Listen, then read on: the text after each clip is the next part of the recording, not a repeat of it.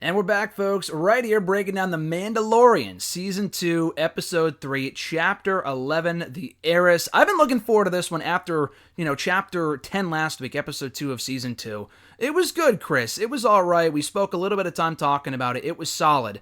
But I think it's safe to say this was the episode that we were waiting for. The Doc, Chris Mueller, back here on the show at BR_Doctor on the Twitter machine. Help me break down today's episode, or rather last Friday's episode of The Mandalorian. We usually talk on Saturdays. We're talking on Monday. My schedule's been all over the place the last couple of days, but I've been waiting to talk to you about this, Chris. This was a great episode. Oh, I agree. I really liked this episode. They did a good job introducing some new characters, and we finally got to see who Sasha Banks was playing. And it wasn't too a lot of people speculated, which I was happy to see. And it doesn't necessarily seem like her role is going to be huge, but I don't think we should have expected her to have a huge role, not being a trained actor necessarily. Yeah, no, exactly. So she didn't have a massive role. I mean, she did have a significant role on the episode. I thought she would be more of the central focus. She was kind of not a background player. We didn't really hear her speak a lot. She actually had a lot more action scenes under the mask. We actually we heard her talk more under the armor than we did when she didn't have the mask on. But she is a part of the Mandalore and everyone like that. So we'll get into it. I thought she played her role well. It was really cool to see her. Let alone, and this is more wrestling related, but on the 15-year anniversary of Eddie Guerrero's death, and obviously he was a huge influence on her, so I noticed that after the fact that this episode dropped, on SmackDown Day, the timing could not have been better to see her on the show, and I thought that kind of just worked out perfectly. But yeah, we got the debut of Sasha Banks here in The Mandalorian. We had Bo-Katan in the episode. I mean, you're obviously way more knowledgeable about her than I am. I have not. I know who she is. I'm familiar with the character, but I have not yet watched Clone Wars, Rebels. We've talked about that before.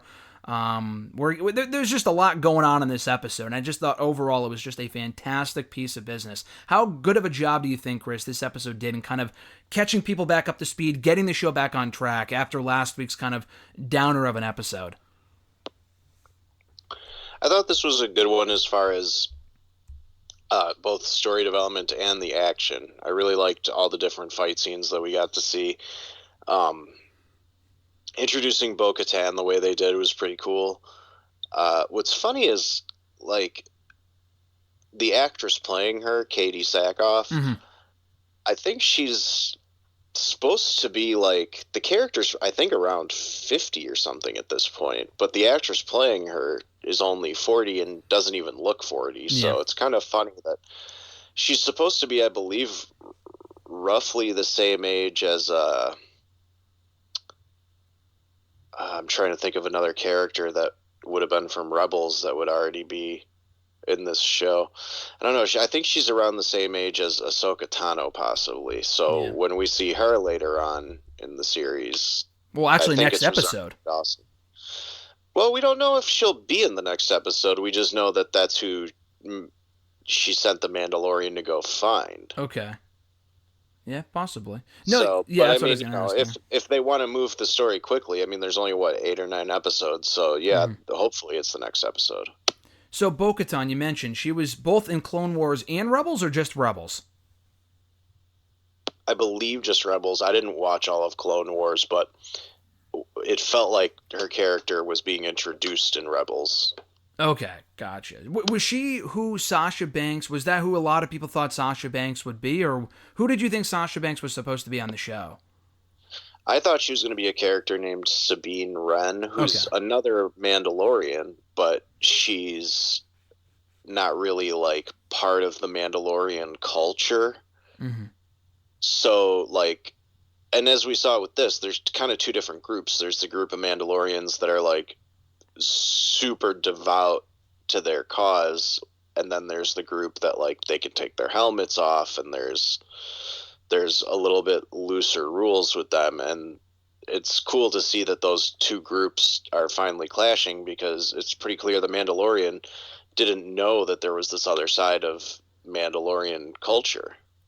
Yeah, no, I'm glad they clarified that too, because he initially questioned Mando did about why they were taking their masks off, and that was a pretty big thing throughout the first season that he would never take his mask off. The only time that we've ever seen him without his mask was that final episode of season 1, for a very brief bit there towards the end, and he made it pretty clear that it was instilled on him. It was instilled in him early on to never take your mask off. It's part of the culture. But like you said, they're all Mandalorian. They just kind of come from different parts. And I like how she could have just very easily, quickly could have shut him down if she wanted to when he asked about, oh, you're not real Mandalorian if you're taking your mask off. And obviously she is. But she just kind of took it in stride and they, worked together from there. But another thing I really liked about this episode, again, I'm not overly familiar with the Bo-Katan character, which is why, I thought it was cool to see her. I'm familiar with the name, so it wasn't as much of like a, I don't know, mark out moment is the right word, but it wasn't as big to me as it would have been for you and other people, but I thought she still played her role really, really well, as did Sasha Banks and the other gentleman that was there too, a part of The Mandalorian. Another big thing I liked about the episode was all the action. We got a decent amount of action in that first episode, which kind of had like a Western feel to it, which was cool. The second episode had very little aside from the spider stuff at the end. And then this one was almost all action. You had them just wiping out those, I don't even know what they're called. Maybe you can shine some light on it. But the guys that look like the fucking Flying Dutchman from Pirates of the Caribbean 2. I don't know what their kind is called. I'm not sure either, actually. It's not the Mon Calamari. That's like the guy who was fixing his ship. Okay. But, yeah, that scene on the freighter was cool, and it's also cool to see vehicles that aren't just flying vehicles. Like, there's a lot of planets with water. Not all vehicles need to fly, so it is cool to finally see, like, a boat in Star Wars. It's not something we see very often. Mm-hmm. No, yeah, it was definitely a different world than we've seen up to this point, because it feels like a lot of the show has just taken place. We saw Tatooine on the first episode, so it was nice to see kind of just a different atmosphere with this one, with different types of people. Obviously we got the Frog Lady reuniting with her husband. So, do you think this is the last time that we'll see her? Will she play a bigger role, or do you think that was it? I don't think she'll be. I don't think her or her husband will be a super important character. It's obviously somebody they can go back to, but it feels like the only characters that he met on that planet who we might see again are the trio of Mandalorians that he fought with. Okay, yeah, that makes sense. In addition to all that other stuff too. So another thing I liked about this episode that we kind of talked about in the last episode that I asked you about, Chris, was that we didn't get really to see at all, actually, Moff Gideon since that last episode of season 3. He was obviously a big part of that final season 1 finale, and then we haven't seen him since. He hasn't been acknowledged since. We haven't heard anything about the Darksaber, which was like the big reveal of that last episode. We got all of that and so much more on this episode between Bo-Katan. We saw Moff Gideon in like hologram form. They talked about the Darksaber. The Mandalorian I guess the Mandalorian are trying to get it back. They talked about the Purge. We had Imperial officers on this episode just getting their asses kicked. Just the entire episode had a lot to like about it. Obviously, Baby Yoda played a pretty significant role as well. Was it cool to see Moff Gideon be brought back after not seeing him for a couple of episodes and kind of get back to the story? But okay, he's kind of like the new big bad right now. Oh, yeah. I like that they instantly sort of addressed Bo-Katan's story in this episode, being like, she's the rightful owner of the Darksaber. She's pissed that Gideon has it somehow. She wants it back. It was all done very well. They didn't tell us how she lost the Darksaber, because she's the last one we see with it in Rebels. Mm-hmm. So sometime in the past 10, 15 years, however long it's supposed to have been since Rebels, she lost that sword somewhere. So it'll be interesting to see if they actually address that at all, or if they're just going to kind of leave it and be like, well, he has it somehow, but it's not important. Do you think they'll address it, or do you think they'll just kind of leave it be? Like you said, it's not that important, so they won't go back to it. Or do you feel like it needs to be addressed? I guess is my question. Even if it's just a throwaway sentence, I think it would just be nice to have that gap bridged a little bit. Mm-hmm. But I don't think it's necessary for them to devote like a whole flashback episode to showing how she lost it in battle or anything. It's a short season. They don't really have time for all that stuff, and it's not her show. Yeah. And this is the same actress who voiced her in Rebels, I believe. Really? So it's really cool that they were able to do that, bring her in, because she's like a well-known actress in sci-fi stuff because of the whole Battlestar Galactica show that she was on. Mm-hmm. So I would not be surprised if at some point, if they decided to spin any characters off, if we got a series focused on her. Do you think... Well, I didn't know that was the voice of the character from the show. Was that at all rumored going into the second season of The Mandalorian that she would be a part of it at all? Because obviously there were a lot of rumors as to people who might be involved. Was that something that people had, had been hinted at prior to this point, or no? Yeah, I believe it was even announced that this is who she would be playing. Like, there was definitely an announcement that Katie Sackhoff would be appearing, and I think most people are like, oh, well, she did the voice, so it's obvious that that's what she's going to do. Okay. Is just play the character in live action. And it's cool because even though the characters in that cartoon don't look like real people look, they're computer animated, they did a job giving her the hairstyle and the things she wears on her head, and it's like, if you know the character from the cartoon, those are instantly recognizable as being features of her. So I thought they did a good job transitioning the character from cartoon to live action, and getting the actress who did the voice to also play her was, I think, a smart move. And that's what I'm hoping they'll do with Sabine as well, but we'll see.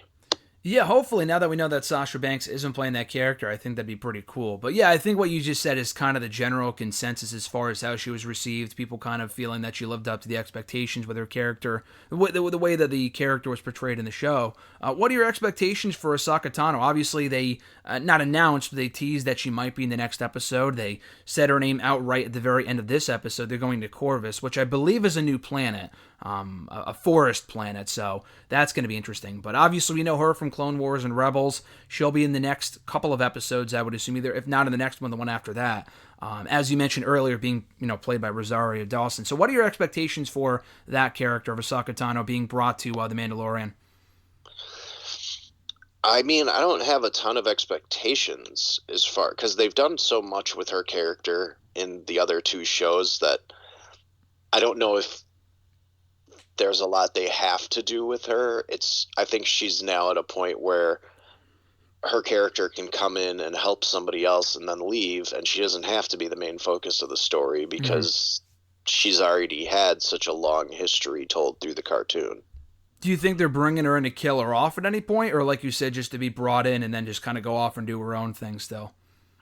Well, I mean, it seems like he thinks any Jedi would want to take this baby, so it's possible that maybe she's not going to want to deal with it, or, maybe she'll be like, oh, well, this is really where you should take him or something. I mean, I don't know what's going to happen with it, and that's kind of why I'm loving it, because it's not super predictable. Yeah, no, there's a lot of different directions they can go in from this point, so I'm looking forward to seeing what they do. As far as the Imperial offices are concerned, I thought that whole part was great. That final, 10-minute scene with... and Mando kind of took a back seat to Bo-Katan and her crew, which I thought was great. They just kind of wipe out everyone with ease. I thought the cargo base scene, I'm just a sucker for the entertainment portion of the show, and when they do calming and when it's done right. And I thought that whole scene when they said that, oh, where are they? Oh, they're in the cargo bay control, and then they just get wiped out of the ship. I thought that might have been my favorite part of the entire episode. Oh yeah, I mean the show has done a good job blending in comedy here and there, like Amy Sedaris' character, but it never feels hokey. So, that's Jon Favreau for you. He mixed in comedy really well with Iron Man, but it never felt like a comedy movie. That's a style he knows how to do very well. Have you seen Bosch at all, or no? No, I have not. I've heard good things about it, though. And wasn't that the guy who was the pilot? Yeah, he was the pilot. So I was watching with Alexis and her brother, and he actually watches the show Bosch, I guess. So he recognized the guy. I've heard of the show because he watches it. I didn't know who the guy was. He was also on Lost. He was on Lost, too. Yes, exactly. I guess his name is, I'm looking at it here, Titus Welliver or something like that. But yeah, he was the pilot. Yeah, that's right. Yeah. I thought that whole thing was great.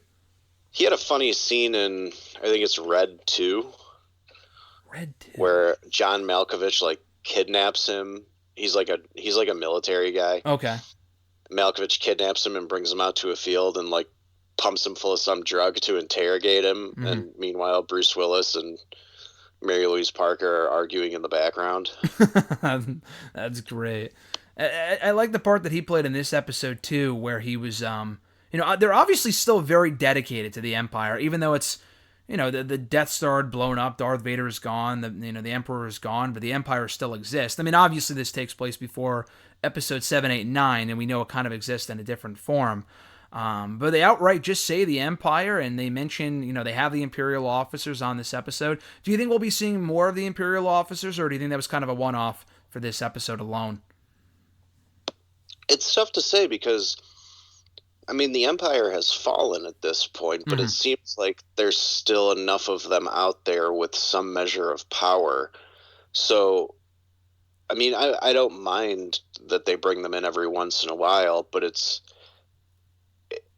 a little confusing because it's like, well, are they still in power or not? Like, Moff Gideon is obviously powerful in some way, but is it because he's part of the New Republic and secretly evil as well? Like, I do want a little bit more of that explained and how the government stuff has been affected, because we got a little tiny bit of that in the second episode where the X-Wing pilots were like, oh, well, this is under New Republic control now, so you need a beacon. And, they're obviously like stretched thin, so they don't even worry about trying to arrest him. So, yeah, it's definitely one of those things that I think the prequels got too bogged down in the politics of Star Wars.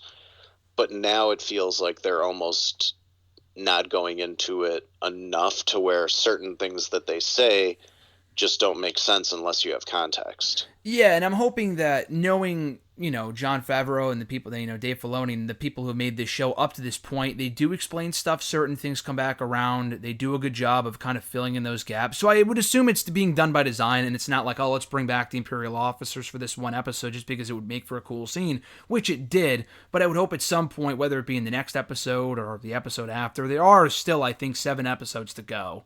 Of this season, if I'm not mistaken. So they have plenty of time to explain it, but I would hope they kind of do a better job of explaining the landscape of the Star Wars universe right now, where the Imperial officers kind of fall, how many are there left. Obviously, like you said, Moff Gideon is still around, but what's his role in the entire thing? So I guess we'll find out in due time.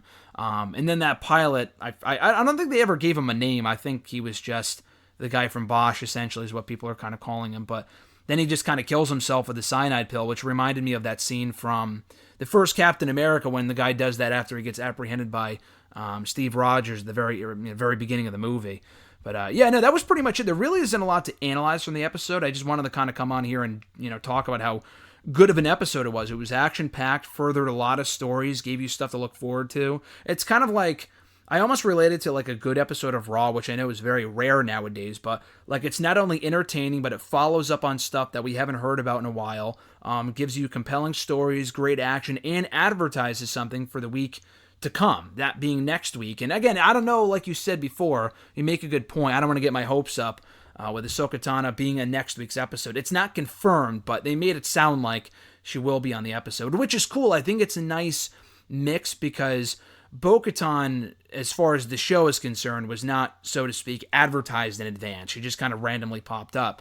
We knew Ahsoka Tano was going to be on the show, but now they're just outright saying it. So again, it gives you something to look forward to. So it's a nice mix, I think, of surprises and also kind of setting the stage for the episodes to come. So I think this episode did a great job of kind of taking all of that and doing it just extremely well.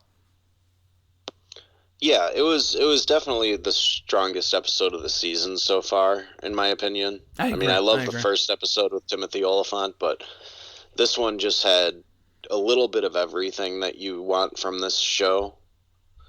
Definitely. So, yeah, it was definitely very good, and I'm really hoping that we do see more of Sasha Banks and Bo-Katan and whoever the other guy was.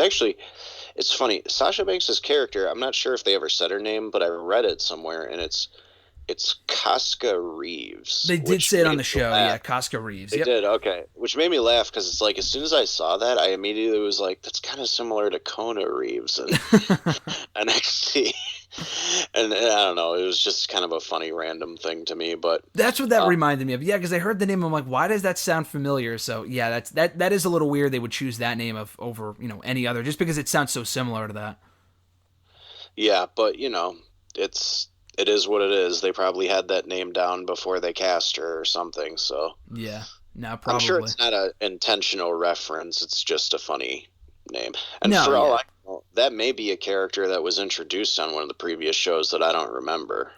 Possibly, from what I've heard and read about from this episode, I don't think so. I think Bo-Katan is the only recurring character. I don't think her character, Sasha Banks' character, Koska Reeves, has been in the show before. Neither has, I guess his name is Axe Woves, is the character's name. I think his real name is Simon Kasane. I don't know. I can't pronounce his last name. But I don't think so. I might be wrong. But it is cool. If they aren't from the other shows, then it's cool they at least brought back Bo-Katan. So I guess we'll probably... Again, she doesn't have to be a focal point, but we might see her again. A lot like in the last season where we kind of see other characters pop back up in later episodes to help Mando. We could see them again. We could see Timothy Oliphant's character again. So I think that'd be a pretty cool way to kind of tie up the second season when it comes. And also, I guess this is probably a pretty good time to mention this. Did you hear about how they already renewed the show for a third season next year? Oh yeah, that I don't think that was ever in doubt. I mean, they smashed Disney Plus's like streaming premiere for this second season, so yeah, I have a feeling that as long as all the creative team and the actors are going to be involved, this show could probably go a good 4 to 5 years. And it doesn't even have to be, all about Mando and Baby Yoda. Like, Baby Yoda could be something they resolve this season, and then he's not in the show anymore. Yeah. I guess we'll see because it's still... I was at a comic book store yesterday. There's so much Baby Yoda merch, it's ridiculous. And they're very wise to capitalize off of that, and knowing Disney with the way they market shit specifically. That's why... I think that was a big reason why the new movies were made. They botched it last time because it all came out after. Well, I mean, to be fair, I think they did that for the surprise of it. Yeah, and I will give them credit for that because that's a purely creative move. Yes. And it has nothing to do, like, they knew that would take down profits because they weren't going to have products ready in time for Christmas. But this year, they're almost overcompensating with the amount of Baby Yoda stuff. Yeah, man. There's so much shit. I saw, like, a Baby Yoda Chia Pet. I saw that, too. Yeah. A bunch of stuffed and mechanical things, shirts, mugs. I mean, like, literally anything they can slap that little kid's face on, the party on it. Hey, I'll tell you right now, I want a Baby Yoda vinyl, one of those pop figure things. I collect some of those. I want one of those for Christmas. Not like the giant one, but they have like the miniature, like the same size as the normal ones. That's what I want. Either that or one of those plush dolls. I saw one yesterday at the store that I was at, and it was funny. It looked cool, but it's not like, oh, I need to have that. Because I want to get one of those like plush things at some point. One of those Baby Yoda things. Just because they're so fucking cute. So they had one at the store. It was $80, dude. I'm like, this is ridiculous. Just because the ears feel a little bit more realistic. But they are selling like decent sized ones. Not huge. But like, little plush dolls or whatever. For like 30... Like realistic size for the baby, yeah. Exactly, yeah. And they're like decent size. They're like more comfortable. Like the one that I saw that was $80 is more of like, I guess maybe a collector's item. I don't know. But like the one that almost any other normal person would want, maybe $30 at Walmart. I think it was Walmart. It's either Walmart or Target. One of the two was selling them for like a decent price. I saw one on Amazon that was like supposed to be to scale, so like 11 or 12 inches. It was just $25. That makes sense. It might have had one of those like speaker functions. It might not have. I can't remember. But yeah, there was like a dozen different ones ranging anywhere from 25 to like 100 of all different qualities and made by different companies. And yeah, it depends what you're looking for, I guess. I saw the exact same thing. So after I left there, Build-A-Bear was right next door, and in the window they had a Baby Yoda. Like, I don't want to put like the heart in it and whatever else comes with making a Build-A-Bear. I just want the Baby Yoda, and I think that one was like $40. But again, it was more of just like a plush than it is like an action, not an action figure, but like with like the realistic. Like, I don't care about the realistic features. I just want a Baby Yoda. But yeah, they're making so much money off this merchandise. I'm pretty sure because last week I think celebrated 1 year of Disney Plus launching. And maybe I misread this, I don't know. But I had read somewhere that it has something like 75 million subscribers, which I have to assume is a lot, partly due to this show, because I really can't imagine. I mean, I've been a subscriber pretty much since day one, and I don't know of many other original shows that are carrying the platform as much as this one is. Oh, no. Nobody's talking about that Jeff Goldblum show they made, or Yeah. or the show that Kristen Bell made where she, like, reunites high school glee clubs. Yeah. Like, Artemis Fowl. Nobody cared about that movie. Nope. You know, Mulan, they released it for $30 extra anyway, and it's going to be free around Christmas on Disney Plus. Like, this was really the big thing. And I think they also did another season of Clone Wars. They did. Yes, I forgot about that. Yeah, a couple of months ago. But what's going to be interesting is if we see a big bump when they start releasing the Marvel shows and the other properties they're working on. Like, they're going a little slow, but I almost think that that's by design, because when you look at Netflix, it's like there's so much original content on Netflix that almost none of it gets talked about, other than like Stranger Things and what was it, Bird Box? Yeah, or whatever that movie was called. Bird Box with like the blind person or whatever. Yeah, I didn't see it, but I remember from 2 years ago. Yeah, but you never hear people talking about The Fall with Gillian Anderson, which is a Netflix show. Like, so anytime Disney releases something, it's going to get a big push because they're not putting something new on the service every single week.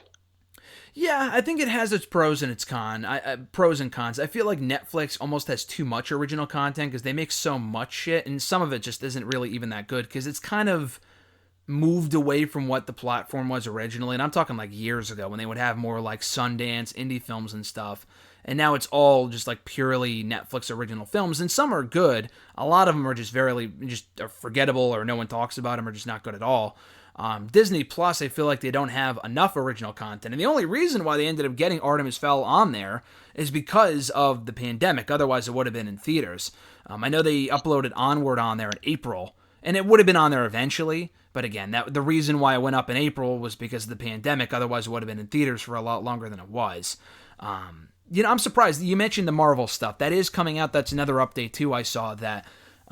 Maybe this was an update from before we talked last, but I know the WandaVision show now is coming out, I want to say January 15th. So that's something to look forward to, too. So as soon as this wraps up, right before Christmas, we got that to look forward to a couple of weeks later, which is cool. And then, like you said, all the other shows, they got the not the Winter Soldier, the Falcon and Winter Soldier show. They got the Hawkeye show, among other stuff. So we'll see. I'm surprised, honestly, that Black Widow, we've talked about a lot about the Black Widow movie and the other Marvel podcasts that we were doing, but I'm surprised at this point they didn't just put it on Disney Plus, because at this point it might not come out until April or May of next year. I mean, I've read that the Disney executives are weighing that decision, but I think at this point they're still willing to wait. But I mean, by now we should have already had Black Widow and the Eternals, right? Yes, exactly. I don't know. I just feel like we're at the point now where it's like, we know this thing won't be over for certain anytime soon, and it might be better by this spring, but we thought it'd be better by now, and there's no movies coming out for the remainder of the year, so I don't know. If they have the means to do it, I would just release it on Disney Plus. What'd you say? I mean, look how many movie theaters have closed, too. Like, Regal Cinemas went out of business. That was 500-something theaters across the country. Yep. All of which probably would have carried all these big properties. So that's a big blow to those studios, because when a movie releases wide, it's like 2,500 to 3,000 theaters, something like that, across the country that it'll go into. I mean, 500 theaters is a big chunk of that to lose. Yeah. So at this point, streaming services were already kind of becoming dominant to begin with, but now with more people just sitting at home, it might be like the most dominant way that we get content moving forward. No, it definitely is. I mean, there's so much content out there as it is right now, with The Mandalorian coming back, so that got that on Disney Plus. There's a lot of stuff on Netflix, even some shows on Hulu and Amazon Prime. And we've talked about it before, but I want to watch The Boys at some point. I've yet to finish Upload. I'm going to finish that hopefully in the next couple days. That came out, I think, that came out at the beginning of this year, didn't it? Mm-hmm. Yeah, so that came. I mean, I think that was pre-pandemic, but that came out. The Boys season 2 came out a couple of months ago. So, I mean, this is probably, if there's any positive to come out of the current time period, I think one of it is that there's a lot of content out there right now, almost too much to consume. But there's a lot of good stuff, including The Mandalorian season 2, which we will continue to break down every single Monday right here on the channel. I'm looking forward to episode 4. Next week. I don't think they're missing a beat. I don't think they're taking any weeks off. I don't think they're taking like Black Friday off, for example. I think there's a new episode every week up until like the Friday before Christmas, which is cool. So they could not have timed it any better. So that's worth looking forward to too. But yeah, this has been great, Chris. As always, people can find you in the Twitter machine at BR_Doctor and myself at WrestleRant. Thanks, Chris. This has been great. And I'll talk to you next week. Thanks, man.